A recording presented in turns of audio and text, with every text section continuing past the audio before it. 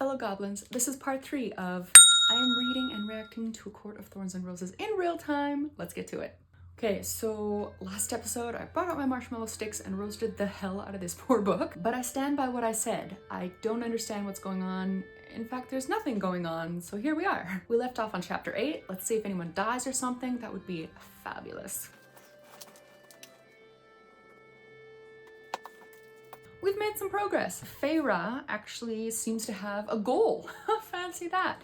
So she's actually really thinking about escaping. Also, we see signs of some magical fairy creatures, sprites, who knows? It gives off a little bit of finally the vibe that I was going for, like we're in fairyland. Another important note, she is 19. So in Canada, she'd be of legal age. I still think that's freaking young for like a how many 100 or 1,000-year-old dude.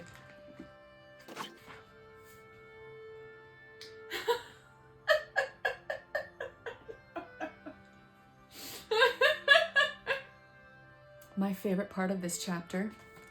Feyre, Tamlin said, and a half turned, a muscle feathered in his cheek, like... Chapter 9 is done. Things are happening. I really like that she's finally asking some questions and getting some answers. Still don't like Lucien. I don't know if you're ever supposed to like him. He seems to be like changing however the wind blows. We get some more information, but it's delivered soap opera style. Lucien let out a harsh laugh. Something was sent from the shitholes of hell. Very Fae speak. He said, then glanced around and swore. I shouldn't have said that if word got back to her.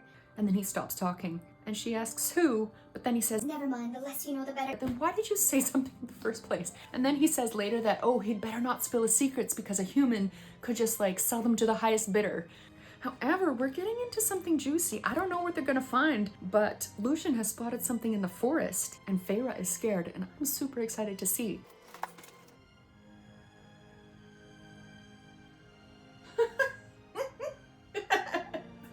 I had to stop and comment.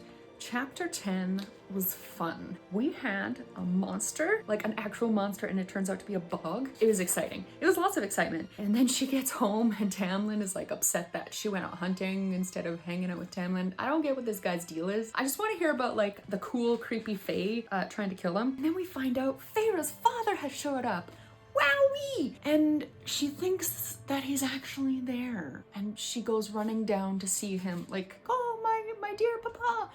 It's not him. Like, please, please use your brain, like just the tiniest bit of just the tiniest bit of common sense is all I'm saying. Okay. She gets caught. Of course she gets caught. She's saying, can you blame me? My crippled father appears beneath the window and you think I'm not doing it to run for him? Yes, bitch. I blame you. Just. And oh my gosh, she has the biggest heart-on for this vow to her mommy. Like, I'm not sure what the deal is. It feels like there's so much more drama about this stupid vow than is like needed. If there's a reason that she's so stuck on this vow, I would appreciate knowing why. Like, is she particularly scarred by her mother's passing, or like she was traumatized because her mother didn't love her and so she was trying really hard to fulfill this vow? Or maybe there are actual like magical repercussions. We need some reasons. We need reasons. Cool. Okay, I am up to chapter 12. Tamlin is so fucking broody. I don't like broody men. They are boring as hell. Can you please like work on yourself? However, it is improving, you guys. I liked this line. Lucien studied the wine in his goblet. You don't hold on to power by being everyone's friend, and among the fairies, lesser and high fae alike, a firm hand is needed. We're too powerful and too bored with immortality to be checked by anything else. That was a damn good line. I'm happy that it's improving. Here we are, once again, celebrating the intelligence of this man. you can't write, yet you learned to hunt, to survive. How? I mean, I don't know. Like, she practiced hunting and she didn't practice reading and writing? Like, are you baffled at this? Oh, okay. We're gonna keep going. Tamlin's stunning intellect strikes again. How did you learn to bind wounds like this? I can still use the hand, even with wrappings. I can understand if he's like shocked that a human knows how to like bind a wound so that he can still use his hand or whatever, but he's just shocked in general. It just seems like there's all sorts of excuses for him to find something to admire about her for like legit no reason. Like, wow, you can hunt. Wow, you can bind wounds. Ooh, he knew that Feyre stole the butter knife from the table and he's calling her out on it. She asks, how did you know? And he says, I was trained to notice those things, but I could smell the fear on you more than anything.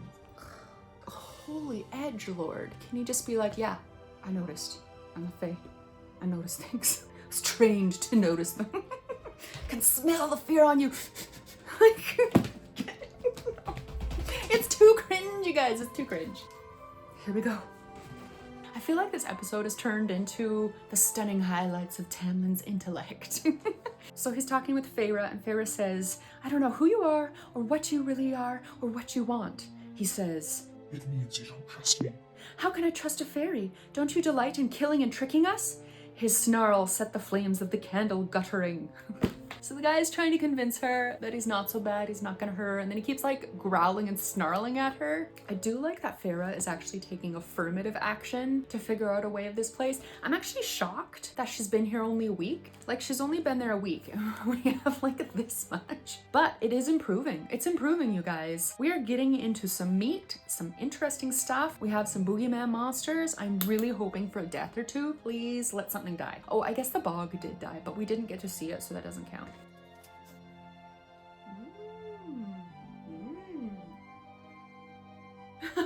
Gross. Ooh. Okay, damn. Chapter 14 ended on a cliffhanger. We get to see Feyre in all her hunting, trapping glory. I'm a little upset that like she doesn't like reading. We have this glorious library. I feel like there's very strong Beauty and the Beast vibes here. I don't know, maybe it's just me. Did you guys get that too? We finally get some answers for Feyre about like the Fae and the courts and stuff. We have the Fae King who shall not be named. Interesting. I just have to point out when the it sounds like cereal. When the cereal guy that she caught called Feyre his human woman, I threw up in my mouth a little bit just then. Just saying. But we have some bad guy Fae incoming. Ooh, is there gonna be a showdown? Let's see some blood. I'm tempted to read more, but I'm gonna call it here for the night. I have something interesting and fun to look forward to next time.